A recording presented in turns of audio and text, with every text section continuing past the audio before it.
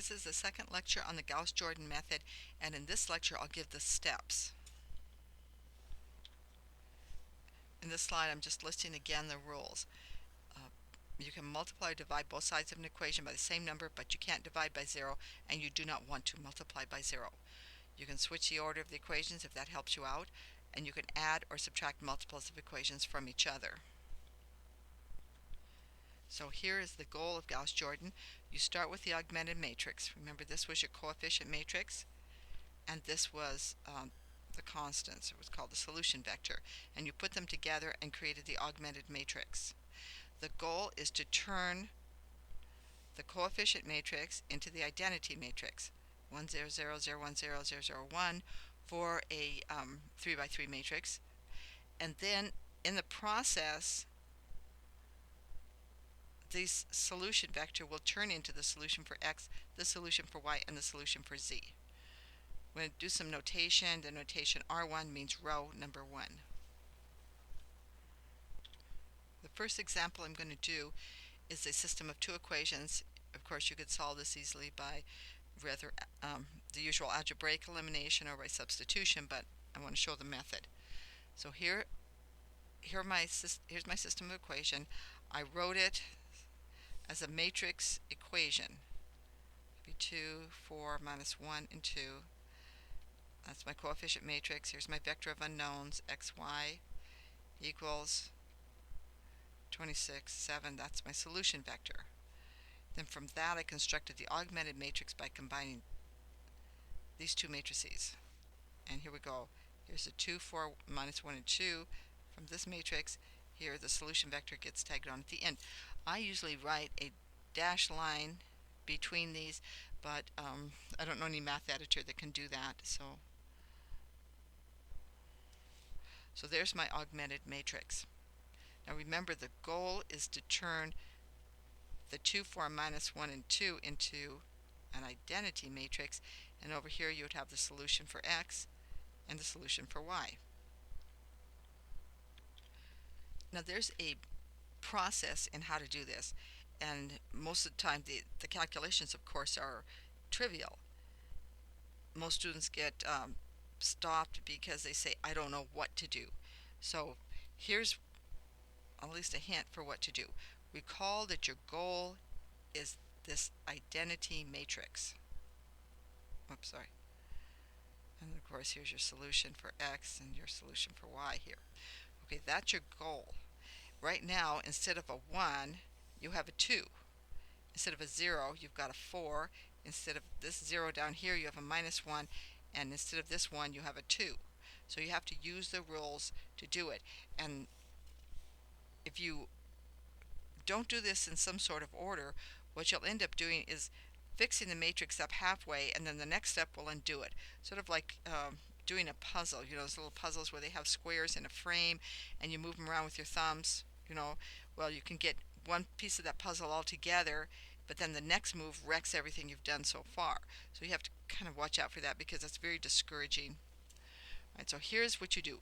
First thing, you go for the 1 in this position up here in the corner.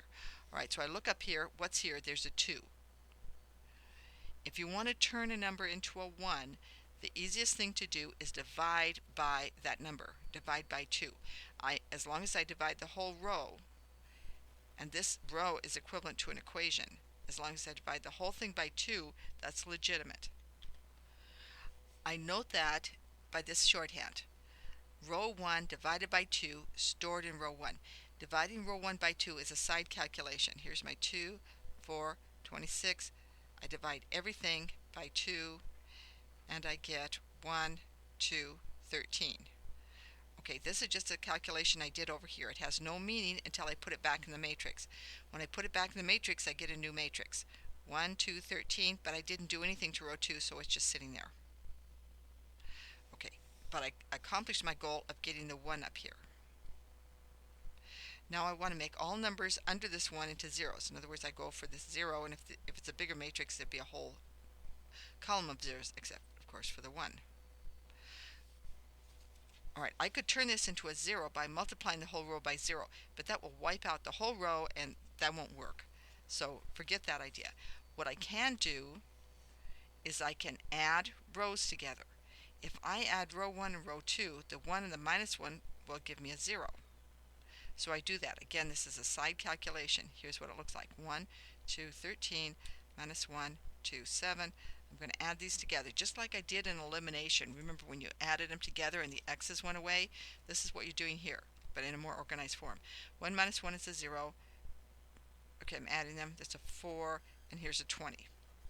The arrow means store it back in row 2. So I take this and I put it back and replace row 2 with this. Row 1 stays the same as before. Now I have my first column of my identity matrix constructed. Right? Again, these are side calculations.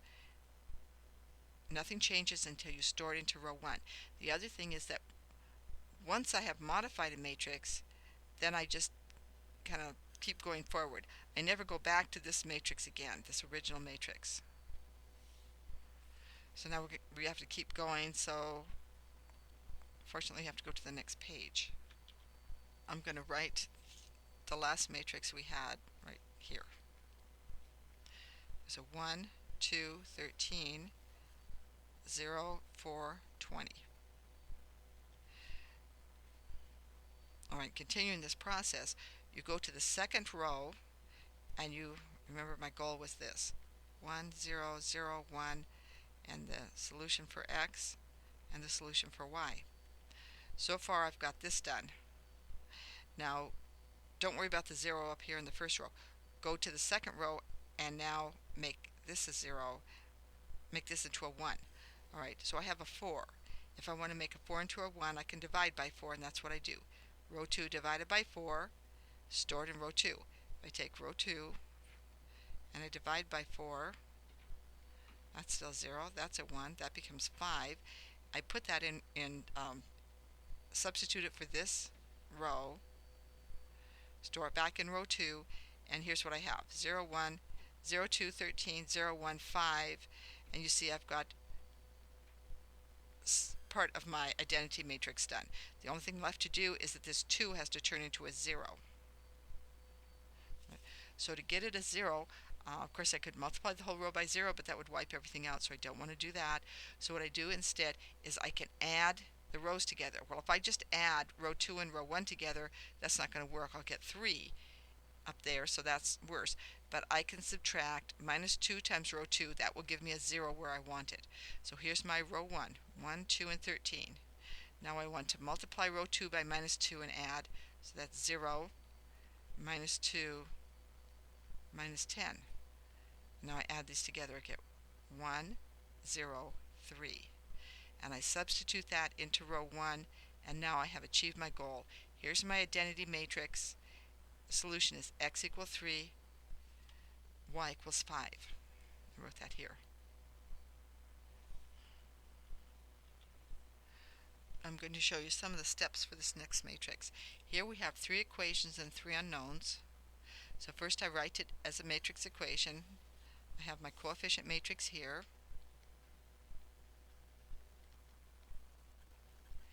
Then I have my vector of unknowns here.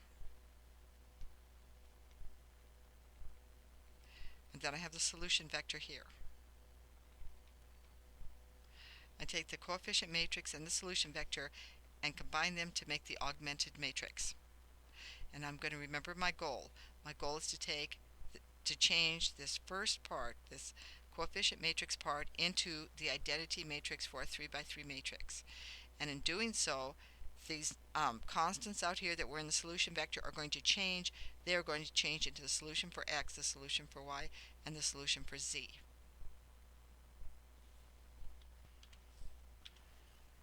I'm now going to go through the steps of solving that 3 by 3 matrix. So here's the original augmented matrix. 1, minus 3, 1, and 0. Negative 1, 4, 2, and minus 2. And my bracket's not big enough, but 2, minus 6, 1, and 6. Okay. Now down here, I'll put my goal.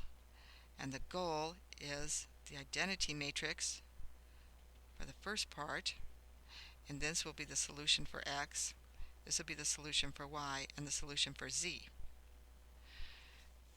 Now the way I go about this is the first thing I try to do is get this into a 1 and everything underneath it is 0.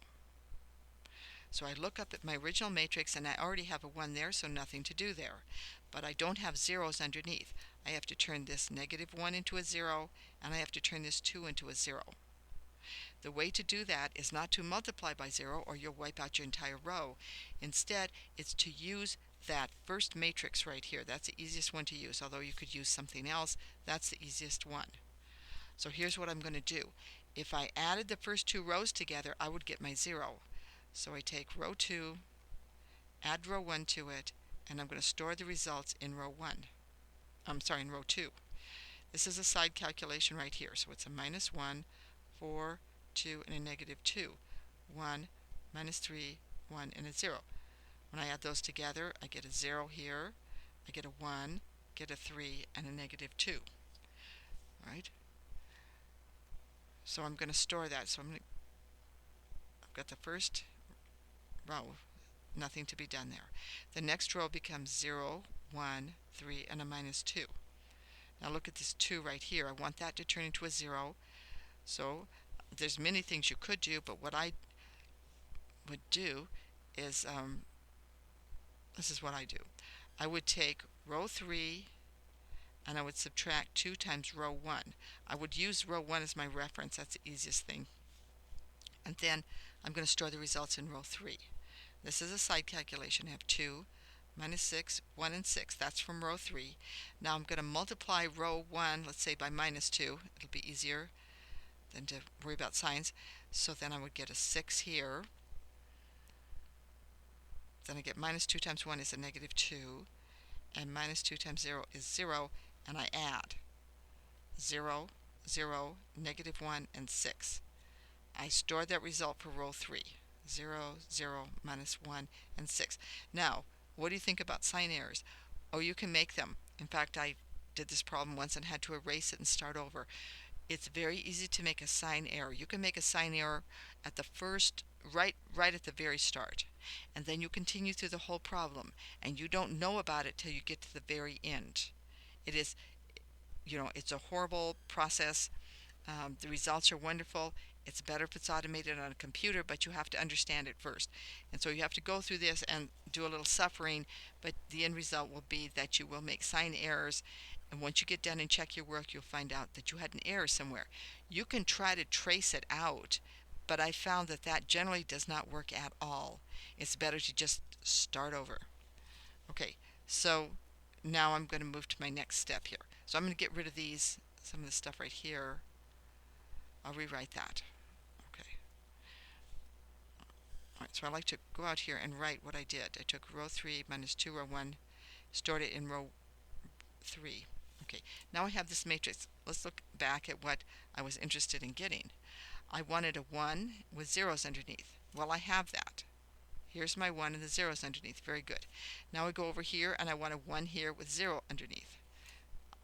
This was a well-engineered matrix and you got it right off the bat. You got it for free. Ordinarily that doesn't happen. So now I look at the second one. I want a 1 here, but I have a -1. Okay, I have to turn a -1 into a 1.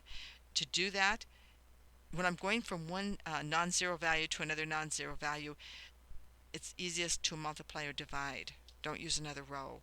So to do this, I will take -1 times row 3 and store the result in row 3. Now at this point, I don't go back to this matrix. Instead, I use the one that I've already fixed up. So here's my matrix now.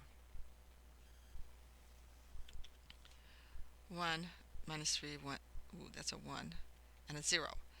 0, 1, 3, and a -2, 0, 0, 1, and a -6.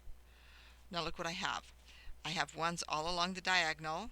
See, I'm making progress here. And I have all these zeros. So I've made quite a bit of progress in this matrix, getting it into the Gauss-Jordan form. Actually, what I have here is the Gaussian form. In this form, you could stop right now and go back to your matrix equations and then use what's called back substitution and find your values. In fact, in computing, this is the most efficient thing to do. Stop here, go back, and back substitute. Jordan was Gauss's student. He decided he could use the matrix and go all the way to the identity matrix instead of just to the upper triangular matrix. This is the upper triangular matrix, what we have here. This is upper triangular because I have ones along the diagonal and I have entries above it, and everything below is a 0. I'm going to have to rewrite that matrix before I go on. Okay, but we're going to go ahead and go on to do the whole Gauss-Jordan. And to do that, I need to start. Now I go back up. I start with this one that I have here, and I make zeros above it. Then I go over to this one and make a column of zeros above it. Why do I do things in this order? I might have said this before, but it bears repeating. If you remember those little puzzles, those little thumb puzzles where you have little squares and they're stuck in a frame and you move things around, well, if you don't move things around right, you'll end up with one little section of the puzzle altogether, but then the next move will destroy all your work. And to avoid that, you follow this procedure that I'm just showing you right here. I'm going to erase this and I'm going to show it to you again. Here's your goal. I'm going to do a 4x4 matrix.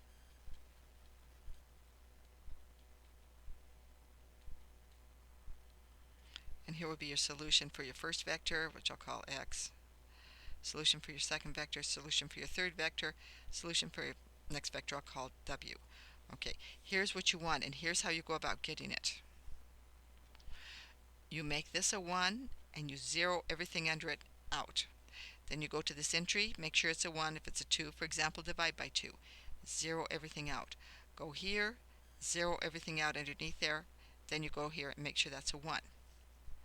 Now, having done that, you start here and go back up making zeros. You go here and make zeros, and you go back up making zeros, and you'll have your solution.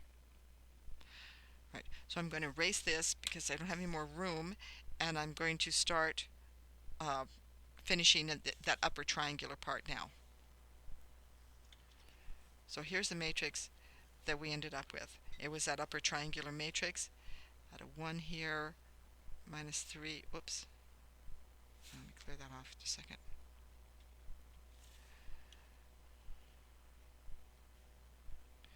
One, negative 3, a 1, and a 0.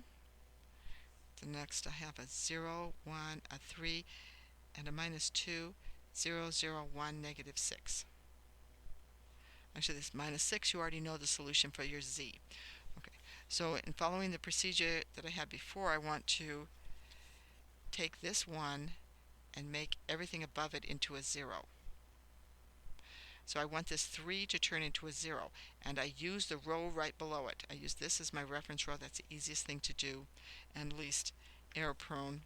Okay, so I'm going to take row 2 and I'll subtract 3 times row 3, store the results in row 2. I want to get that 3 into a 0. So here's what that would look like. I would have 0, 1, 3, minus 2. I'm multiplying. I've got a minus 3. This gives me an 18. So I have 0, 1, 0, 16.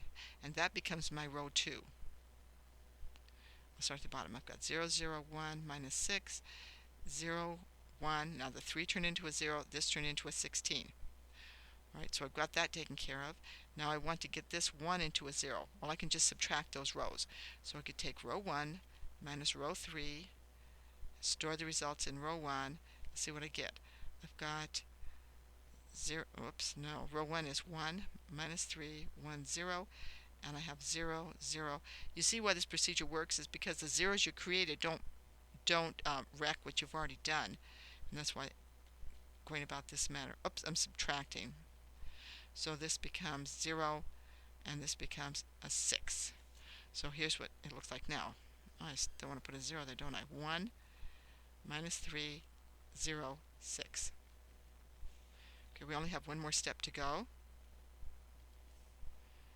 Erase some of this.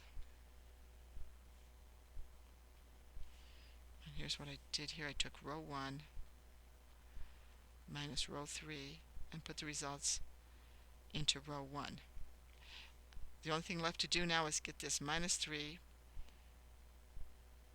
into 0, and I'll use the row right below it in this case because it's got a 1 there.